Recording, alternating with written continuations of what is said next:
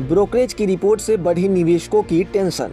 मध्य पूर्व में बढ़ते तनाव और कच्चे तेल की कीमतों में उछाल ने वैश्विक बाजारों के साथ साथ भारतीय शेयर बाजार को भी झकझोर कर रख दिया है। Brokerage firm Emkay global financial services की एक रिपोर्ट सामने आई है, जिसके बाद निवेशक टेंशन में पहुंच गए हैं। अभी 2 दिनों के रिकवरी के बाद निवेशकों ने थोड़ी राहत की सांस ली थी कि इस रिपोर्ट ने नींद उड़ा दी।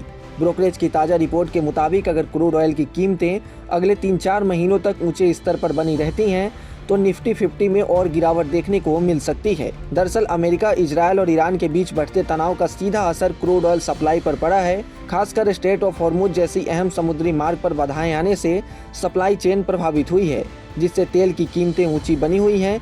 बीते कुछ हफ्तों में बाजार ने इस दबाव को साफ तौर पर महसूस किया है।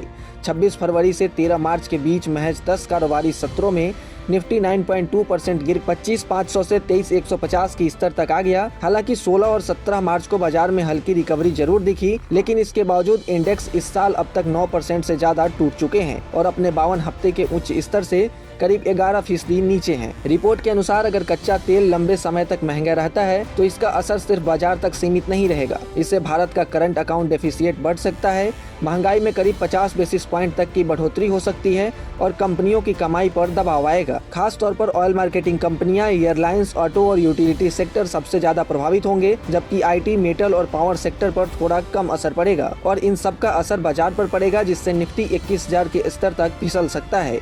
इसके बावजूद इनके ग्लोबल फाइनेंशियल सर्विसेज ने निवेशकों के लिए एक अहम संदेश भी दिया है। ब्रोकरेज का कहना है कि यह गिरावट घबराने का नहीं बल्कि मौके को पहचानने का सही समय है। जैसे ही क्रूड की कीमतें फिर से $70 प्रति बैरल के आसपास आती हैं, इकोनॉमी और कंपनियों की कमाई में सुधार देखने को मिल सकता है। इसी नजरिए से ब्रोकरेज ने कुछ चुनिंदा शेयरों को लंबी अवधि के लिए आकर्षक बताया है, जिनमें बजाज फिनसर्व, HDFC बैंक और मैक्स हेल्थकेयर शामिल हैं। कुल मिलाकर मौजूदा उतार चढ़ाव भले ही निवेशकों को चिंतित कर रहा हो, लेकिन एक्सपर्ट्स का मानना है कि यह अस्थायी तौर पर है। जो निवेशक धैर्य और सही रणनीति के साथ आगे बढ़ेंगे, उनके लिए यही गिरावट भविष्य में बेहतर रिटर्न का रास्ता खोल सकती है। हालांकि निफ्टी अगर वाकई 21,000 के करीब आती है तो यह टेंशन देने वाली बात जरूर होगी। ऐसे में अगर आप एक निवेशक हैं तो किसी भी निवेश से पहले अपने एक्सपर्ट की सलाह जरूर लें। बिना सलाह निवेश न करें ताकि आप अपने नुकसान को कम कर सकें। और क्या आपको लगता है कि निफ्टी 21,000 के नीचे आएगा? तो कमेंट सेक्शन में जरूर बताएं और ऐसे ही तमाम अपडेट्स और शेयर मार्केट से जुड़ी तमाम जानकारी के लिए